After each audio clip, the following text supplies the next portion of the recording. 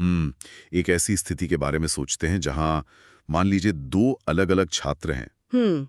दोनों के परिवारों की जो आर्थिक स्थिति है ना, वो बिल्कुल एक जैसी है।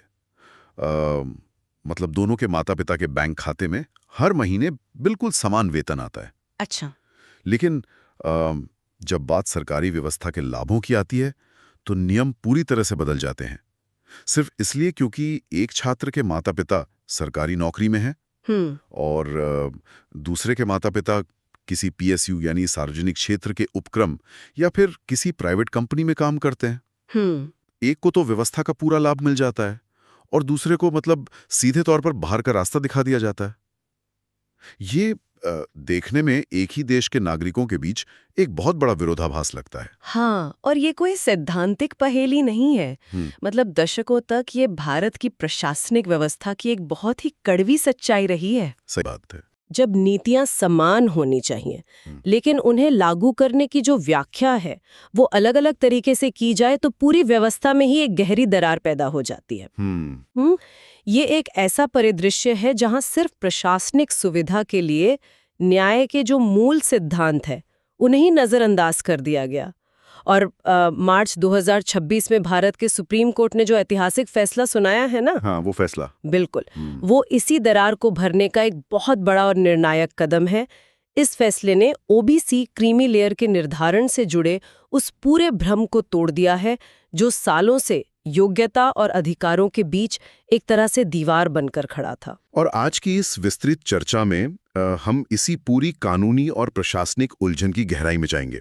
हमारा मुख्य उद्देश्य ये समझना है कि आरक्षण के लाभों के लिए जो आय सीमा तय की जाती है उसमें वेतन को जोड़ा जाना चाहिए या नहीं, और कैसे एक छोटे से सरकारी नियम ने वर्षों तक एक जिसे सुप्रीम कोर्ट ने शत्रुतापूर्ण भेदभाव कहा है उसे बढ़ावा दिया। बिल्कुल ठीक है, आइए इसे थोड़ा विस्तार से समझते हैं। इस समस्या की जड़ तक पहुंचने के लिए हमें सबसे पहले क्रीमी लेयर के उस मूल दर्शन को समझना होगा जो 1993 में तय किया गया था। हाँ, 1993 के नियम बहुत अहम हैं। तो क्रीमी लेयर का सीधा सा उद्देश्य यह सुनिश्चित करना था कि आरक्षण का लाभ उन लोगों तक पहुंचे जो वास्तव में सामाजिक रूप से पिछड़े हैं, सही, ना कि उन लोगों तक जो पहले ही एक निश्चित सामाजिक और आर्थिक मुकाम हासिल कर चुके हैं। इसके लिए दो मुख्य परीक्षण या जिन्हें हम टेस्ट कहते हैं वो बनाए गए थे। पहला स्टेटस टेस्ट और दूसरा आय या संपत्ति टेस्ट। और इन दोनों परीक्षणों का अपना एक अलग और बहुत स्पष्ट उद्देश्य था। देखिए, जो स्टेटस टेस्ट है ना, वो पूरी तरह से माता पिता के पद या रुतबे पर आधारित होता है, मतलब उनकी नौकरी के लेवल पर। हाँ बिल्कुल। यदि माता पिता उच्च पदस्थ सरकारी अधिकारी हैं, जैसे कि मान लीजिए क्लास 1 या क्लास 2 ऑफिसर हैं, तो ये सीधे तौर पर मान लिया जाता है कि उस परिवार ने समाज में पर्याप्त उन्नति कर ली है। अच्छा। एक क्लास 1 अधिकारी के पास जो सामाजिक पूंजी होती है, जो रुतबा और प्रभाव होता है, वो उसे खुद ही पिछड़ेपन की श्रेणी से बाहर कर देता है। तो मतलब उनके बच्चों को आरक्षण के दायरे से बाहर रखा जाता है। बिल्कुल। और दिलचस्प बात यह है कि इसमें उनके बैंक खाते की आय देखने की जरूरत ही नहीं पड़ती, क्योंकि यहाँ मुख्य पैमाना उनका सामाजिक स्टेटस है। तो अगर कोई परिवार इन उच्च सरकारी पदों पर नहीं है, यानी उन पर ये स्टेटस टेस्ट लागू नहीं होता, तब जाकर वो दूसरा फिल्टर काम आता है। हाँ, वही आय और संपत्ति वाला टेस्ट। ये टेस्ट कहता है कि यदि किसी परिवार की लगातार 3 वर्षों तक सकल वार्षिक आय एक निश्चित सीमा से अधिक है, जो कि वर्तमान में शायद 8 लाख रुपए है, तो वे क्रीमी लेयर में आ जाएंगे। बिल्कुल, 8 लाख रुपए। लेकिन सारी कहानी इसी बात पर आकर उलझ गई कि इस 8 लाख रुपए की गणना में आखिर गिना क्या जाएगा। यही सबसे बड़ा पेंच था। हाँ, क्योंकि 1993 के जो मूल नियम थे उनमें ये बहुत स्पष्ट था कि सरकारी कर्मचारियों के लिए इस आय में उनके वेतन और कृषि आय को नहीं जोड़ा जाएगा।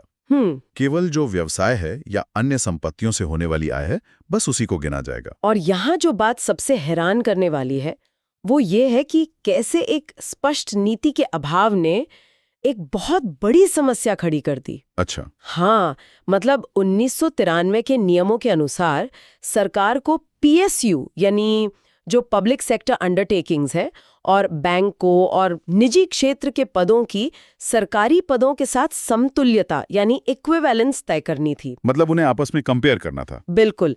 इसका सीधा सा मतलब ये था कि सरकार को ये तय करना था कि किसी बैंक का मैनेजर या किसी प्राइवेट कंपनी का जो सीनियर एग्जीक्यूटिव है वो सरकार के किस रैंक के अधिकारी के बराबर है। हाँ, क्लास 1 या क्लास 2 के बराबर है या नहीं। हाँ, अगर ये समतुल्यता तय हो जाती तो पीएसयू और निजी क्षेत्र के कर्मचारियों पर भी वही स्टेटस टेस्ट लागू होता जो सरकारी कर्मचारियों पर होता है।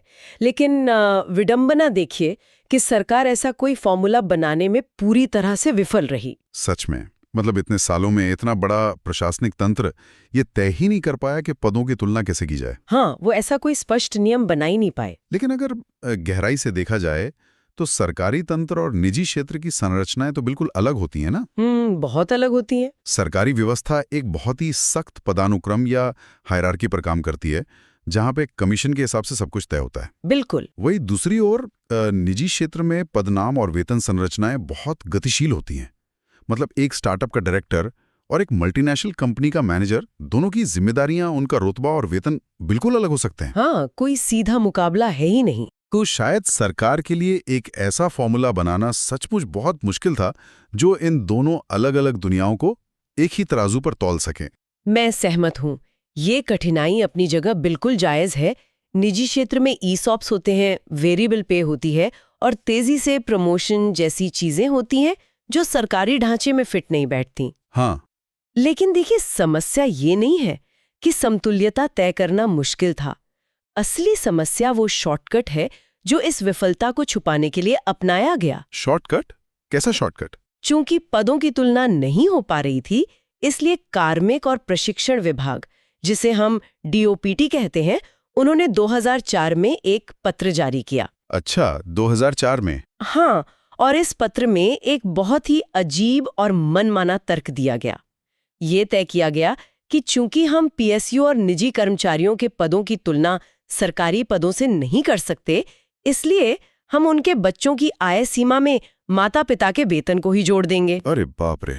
मतलब ये तो बिल्कुल ऐसा है जैसे एक ही क्रिकेट मैच में दो टीमों के लिए बाउंड्री लाइन अलग अलग तय कर दी जाए। बिल्कुल सही उपमा है। मतलब एक टीम यानी सरकारी कर्मचारी, जी। उनके लिए बाउंड्री 50 मीटर पर है, क्योंकि उनका वेतन तो आय में गिना ही नहीं जा रहा। हाँ, उनके लिए आसान है। उनके लिए क्रीमी लेयर से बचना और आरक्षण का लाभ लेना अपेक्षाकृत आसान हो गया। लेकिन दूसरी टीम यानी जो पीएसयू और निजी क्षेत्र के कर्मचारी हैं, उनके लिए वही बाउंड्री 70 मीटर पर कर दी गई। उनके वेतन को जबरदस्ती उस 8 लाख की सीमा में डाल दिया गया। ये तो सिर्फ एक शॉर्टकट नहीं था, ये एक तरह से उन लोगों को सजा देना था जो गैर पारंपरिक या निजी क्षेत्रों में जाकर अपनी आजीविका कमा रहे थे। और इसी तुलना से इस पूरी व्यवस्था का खोखलापन बहुत अच्छी तरह उजागर होता है।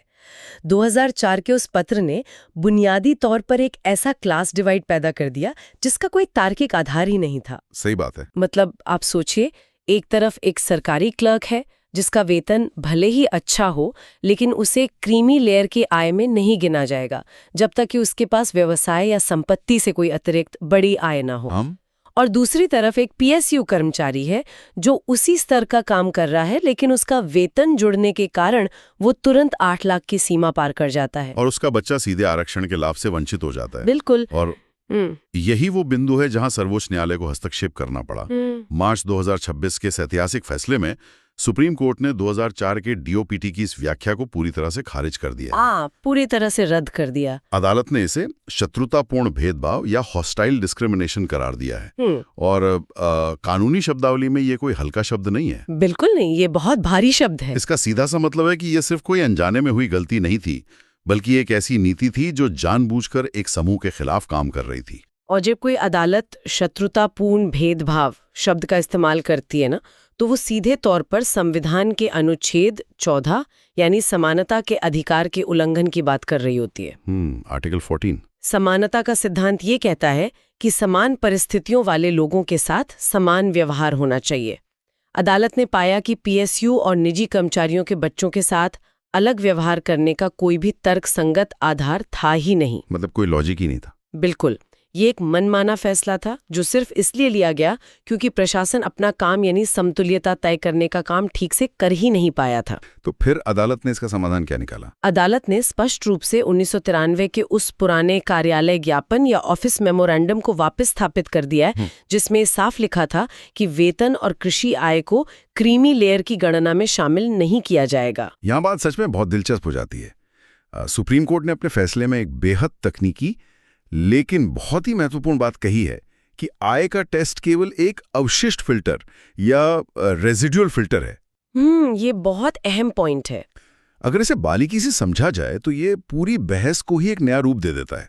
अगर अदालत कह रही है कि आय केवल एक अवशेष फिल्टर या बचा हुआ मानदंड है और वो प्राथमिक कारक नहीं है, तो क्या इसका मतलब ये है कि पूरी आरक्षण व्यवस्था हमेशा से पैसों से ज्यादा सामाजिक स्थिति या सोशल स्टेटस को मापना चाहती थी? बिल्कुल। मतलब हम इतने सालों तक सिर्फ वो 8 लाख रुपए के आंकड़े पर ही क्यों अटके रहे? अगर हम इसे व्यापक संदर्भ से जोड़कर देखें तो ये इस पूरे फैसले का सबसे गहरा और दार्शनिक पहलू है। अच्छा।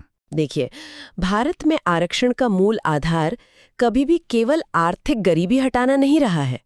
इसका जो प्राथमिक उद्देश्य है वो ऐतिहासिक सामाजिक पिछड़ेपन को दूर करना और सत्ता व प्रशासन में समान प्रतिनिधित्व सुनिश्चित करना है। प्रतिनिधित्व।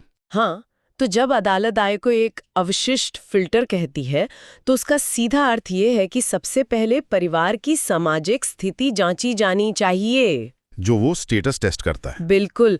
जब स्टेटस टेस्ट से कोई नतीजा ना निकले या जैसा कि पीएसयू के मामले में हुआ जहां समतुल्यता तय नहीं हो पाई, केवल तब जाकर आय को एक बैकअप टूल के रूप में इस्तेमाल किया जाना चाहिए। तो इसका मतलब ये है कि 8 लाख का वो आंकड़ा सिर्फ उन लोगों को व्यवस्था से बाहर करने के लिए रखा गया था जिनके पास इतनी संपदा, कोई बड़ी संपत्ति या बड़ा व्यवसाय है जो उनके सामाजिक उत्थान का एक स्पष्ट संकेत देता हो। एकदम सही। इसे केवल महीने के अंत में आने वाले वेतन से नहीं नापा जा सकता। मतलब वेतन तो एक तरह से किराए के मकान जैसा है। दिलचस्प तुलना है। हाँ, मतलब जब तक नौकरी है तब तक छत है, लेकिन संपत्ति या बड़ा व्यवसाय अपनी खुद की जमीन होने जैसा है जो पीढ़ियों तक सामाजिक रुतबा बनाए रखता है। सिस्टम की सबसे बड़ी खामी यही थी कि उसने सामाजिक पिछड़ेपन को सिर्फ बैंक अकाउंट में आने वाली सैलरी से नापने की कोशिश की, और वो भी सिर्फ एक खास वर्ग के लिए। ये एक बहुत ही सटीक विश्लेषण है। देखिए, वेतन की प्रकृति अस्थिर होती है। हाँ, कभी भी जा सकती है नौकरी। बिल्कुल। एक प्राइवेट नौकरी करने वाला व्यक्ति आज अच्छा कमा रहा हो सकता है, लेकिन कल अगर कंपनी बंद हो जाए या छटनी हो जाए तो उसकी वो आय शून्य हो जाती है। ये उसके सामाजिक रुतबे को स्थायी रूप से नहीं बढ़ाता, जैसा कि एक बड़ी पुश्तैनी जमीन या एक स्थापित व्यापार बढ़ाता है। इसीलिए 1993 के मूल नियम बनाने वालों ने बहुत समझदारी से वेतन को आय की गणना से बाहर रखा था। लेकिन 2004 के उस जीओपीटी आदेश ने उस पूरी समझदारी पर पानी फेर दिया। पूरी तरह से। खैर, अब अदालत ने सैद्धांतिक रूप से तो ये सारी चीजें स्पष्ट कर दी हैं, नियम वापस अपनी जगह पर आ गए हैं और समानता बहाल हो गई है। लेकिन जब इन कागजी नियमों से बाहर निकलकर जमीनी हकीकत की तरफ देखा जाता है तो इस शत्रुतापूर्ण भेदभाव की जो मानवीय कीमत चुकाई गई है वो बहुत भारी है। बहुत भारी है। ऐसे सैकड़ों युवाओं का क्या जिनका पूरा करियर और भविष्य इस गलत व्याख्या की भेंट चढ़ गया। ये सिर्फ एक कानूनी त्रुटि तो नहीं थी ना, इसने असल जिंदगी में लोगों के सपने तोड़े हैं। हाँ, और इस फैसले का प्रभाव इसीलिए बहुत व्यापक और पूर्वव्यापी यानी रेट्रोस्पेक्टिव रखा गया है। रेट्रोस्पेक्टिव मतलब पुराने मामलों पर भी लागू होगा। बिल्कुल। ये उन दुर्लभ मामलों में से है जहां न्यायपालिका ने समय के पहिए को पीछे घुमाकर न्याय करने की कोशिश की है।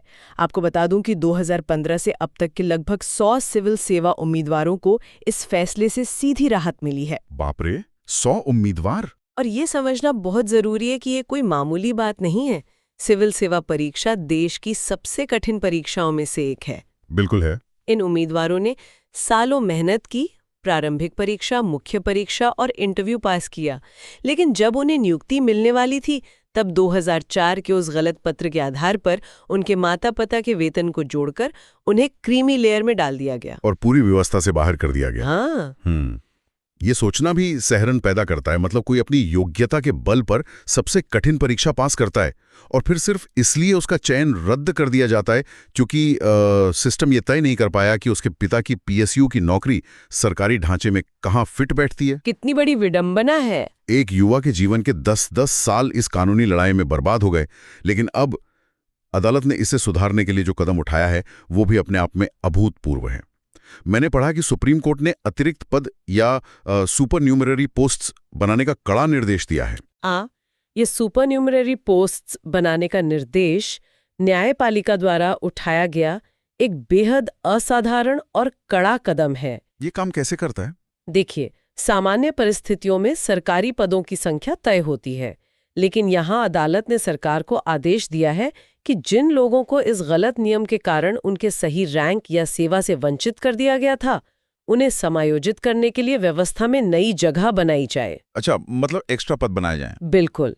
इसका मतलब है कि सरकार को उन 100 उम्मीदवारों के लिए विशेष पद सृजित करने होंगे जो मूल ढांचे के अतिरिक्त होंगे। और ये सरकार के लिए एक बहुत बड़ी प्रशासनिक और लॉजिस्टिक चुनौती है, क्योंकि इससे वरिष्ठता सूचियों, भविष्य के प्रमोशन और पेंशन की जो गणनाएं हैं उन पर बहुत गहरा असर पड़ेगा। तो इस सब का असल में क्या मतलब है?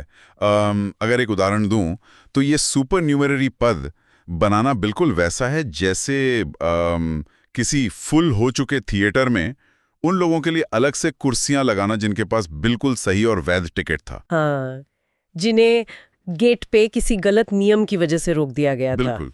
अब चूंकि फिल्म शुरू हो चुकी है, सारे दर्शक बैठ चुके हैं, तो सिस्टम सिर्फ ये कहकर पल्ला नहीं झाड़ सकता कि हमसे गलती हो गई, अब जगह नहीं है। नहीं झाड़ सकता। सिस्टम को उनके लिए उसी हॉल में नई जगह बनानी ही पड़ेगी। ये सिर्फ माफी मांगना नहीं है, ये उनके छीने गए हक को वापस मेज पर रखना है। और इससे एक बहुत ही महत्वपूर्ण सवाल खड़ा होता है कि कैसे प्रशासनिक स्तर की एक गलत व्याख्या, मतलब एक छोटा सा सरकारी आदेश, कैसे सालों तक न्याय में देरी कर सकता है और लोगों के जीवन को रोक सकता है। बिल्कुल। 2015 से लेकर 2026 तक एक दशक से अधिक समय तक ये गलत व्यवस्था चलती रही। न्यायपालिका को इसे सुधारने के लिए जिस तरह पूर्वव्यापी प्रभाव से काम करना पड़ा, वो नीति निर्माताओं के लिए एक बहुत बड़ा सबक है। यह बताता है कि नीतियां बनाते समय और खासकर उन्हें लागू करते समय कितनी गहराई, सावधानी और दूरदर्शिता की आवश्यकता होती है। शॉर्टकट कभी भी न्याय का रास्ता नहीं हो सकते। सही कहा आपने। ये पूरी चर्चा इस बात का एक स्पष्ट प्रमाण है कि ये जो तकनीकी शब्दावली है, कार्यालय ज्ञापन है और प्रशासनिक नियमों की व्याख्या है, ये कोई नीरस या सिर्फ कागजी विषय नहीं है। बिल्कुल नहीं। ये नियम सीधे तौर पर इस बात का फैसला करते हैं कि समाज के किस वर्ग को आगे बढ़ने का मौका मिलेगा और किसे पीछे ढकेल दिया जाएगा। ये किसी के करियर, किसी की दशकों की मेहनत और किसी के पूरे भविष्य की रूपरेखा है। सुप्रीम कोर्ट के इस फैसले ने स्पष्ट कर दिया है कि एक ही व्यवस्था के भीतर दो अलग अलग मापदंड नहीं चलाए जा सकते। समानता का अधिकार हर नागरिक का मौलिक अधिकार है, चाहे वो किसी सरकारी दफ्तर में काम करता हो या किसी मल्टीनेशनल कंपनी में। और 1993 के मूल नियम को वापस स्थापित करना इस बात की भी पुष्टि है कि आरक्षण की नीतियों को उनके मूल इरादे से भटकने नहीं दिया जा सकता। बिल्कुल। जब भी सामाजिक न्याय की किसी नीति को सिर्फ गणितीय आंकड़ों या आय के साधारण पैमानों में समेटने की कोशिश की जाएगी, तो इस तरह की विसंगतियां पैदा होंगी ही। ये फैसला उन सभी उम्मीदवारों के लिए एक बहुत बड़ी जीत है जिन्होंने सिस्टम की एक अनुचित खामी के खिलाफ सालों तक एक थका देने वाली लड़ाई लड़ी। तो इस पूरे विस्तृत विश्लेषण को अगर समेटा जाए तो मार्च 2026 के सुप्रीम कोर्ट के फैसले ने पीएसयू, प्राइवेट और सरकारी कर्मचारियों के बच्चों के बीच क्रीमी लेयर की गणना में आखिरकार समानता बहाल कर दी है। हाँ, ये एक बड़ी राहत है। माता पिता का वेतन अब आय की गणना का हिस्सा नहीं होगा, चाहे वो कहीं भी काम करते हों। जो लोग इतने समय से अन्याय झेल रहे थे, उनके लिए रास्ते खुल गए हैं और भविष्य के लाखों उम्मीदवारों के लिए एक साफ, स्पष्ट और निष्पक्ष दिशा निर्देश मिल गया है। बिल्कुल। लेकिन इस पूरी जटिल व्यवस्था की परतें खोलने के बाद एक बहुत ही गहरा विचार मन में जरूर आता है, जिस पर जो लोग इस चर्चा को सुन रहे हैं उन्हें भी सोचना चाहिए। वो क्या? देखिए, सुप्रीम कोर्ट ने आय की गणना का विवाद तो सुलझा दिया, वेतन को बाहर कर दिया और 2004 के उस गलत पत्र को रद्द भी कर दिया। लेकिन जो मूल समस्या थी, समतुल्यता यानी इक्विवेलेंस तय करने की समस्या, वो तो आज भी वहीं की वहीं खड़ी है। हाँ, वो तो अभी भी नहीं सुलझी है। अगर वेतन को आय में नहीं गिना जाएगा और दूसरी तरफ प्राइवेट सेक्टर के पदों की समतुल्यता तय करने का कोई पैमाना सरकार के पास है ही नहीं, तो सवाल ये उठता है कि व्यवस्था किसी मल्टीनेशनल कंपनी के टॉप एग्जीक्यूटिव या किसी बड़े स्टार्टअप के संस्थापक के सामाजिक रुतबे का आकलन कैसे करेगी? ये एक बहुत ही जटिल स्थिति है। बिल्कुल। जब तक सरकार स्पष्ट रूप से ये तय नहीं करती कि निजी क्षेत्र के किस पद को सरकारी अधिकारी के किस रैंक के बराबर माना जाए, क्या ये स्थिति भविष्य में एक नई प्रकार के कानूनी विवाद को जन्म नहीं देगी? बिल्कुल दे सकती है। सोचने वाली बात है। यह एक ऐसा सवाल है जो अभी भी अनुत्तरित है और शायद इसका जवाब आने वाले समय में फिर से किसी नई नीति या अदालत के गलियारों में ही ढूंढना पड़े।